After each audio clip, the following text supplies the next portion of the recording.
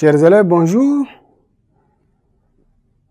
Je suis Emmanuel Derpon Nagdial, professeur de français du moyen. Notre leçon d'aujourd'hui porte sur transcrire les paroles et les pensées. Ce cours, cette leçon, est destinée aux élèves de 3e. C'est une leçon d'expression écrite. Chers élèves, à la fin de cette leçon, j'attends de vous, les objectifs de cette leçon, c'est de vous permettre, ou bien que vous soyez capable de transcrire exactement les paroles et les pensées, d'employer les procédés pour transcrire les paroles et les pensées, et enfin, maîtriser le style pouvant permettre de transcrire les paroles et les pensées. C'est quoi les paroles et les pensées? Transcrire les paroles et les pensées.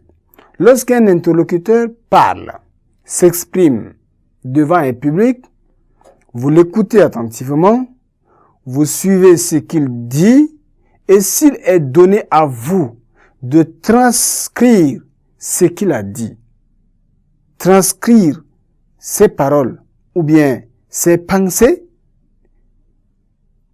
il vous faut un certain nombre de règles à respecter. Donc, après avoir écouté un interlocuteur qui tient un propos, on peut transcrire ses paroles et ses idées. Donc, en utilisant ce qu'on appelle le discours direct, le discours indirect ou le discours indirect libre. 3 discours. Le discours direct, 3 styles. Le discours direct, le discours indirect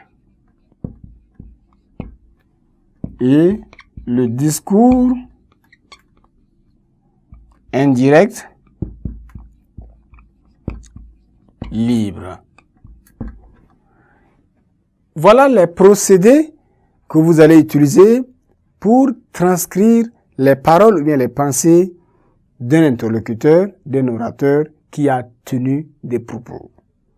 Donc, pour être fidèle dans la transcription des pensées ou des paroles, le discours direct semble être un procédé bien approprié, un procédé par excellence. Le choix doit être fait, n'est-ce pas, sur le discours direct pour être fidèle dans la transcription des idées. C'est quoi le discours direct? Le discours direct, c'est transcrire, sinon reproduire les paroles d'une personne telles que écoutées. Une personne a parlé, vous voulez transmettre ou bien transcrire ce qu'elle a dit, reproduire ce qu'elle a dit, vous devez utiliser le discours direct. Donc, le discours direct appelle aussi à un certain respect de règles. Ce discours utilise une ponctuation particulière. Il utilise les 2 points, en plus les guillemets. Donc, vous introduisez ce qu'il a dit, cet interlocuteur-là, vous placez les 2 points, vous ouvrez les guillemets, vous mettez exactement ce qu'il a dit entre les guillemets.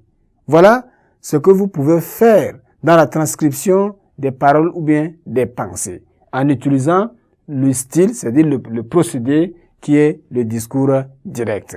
Quant au discours indirect, on a la latitude de ne pas respecter la ponctuation particulière, tout comme dans le discours indirect libre. Comme son nom l'indique, on est libre dans la transcription des paroles et des pensées.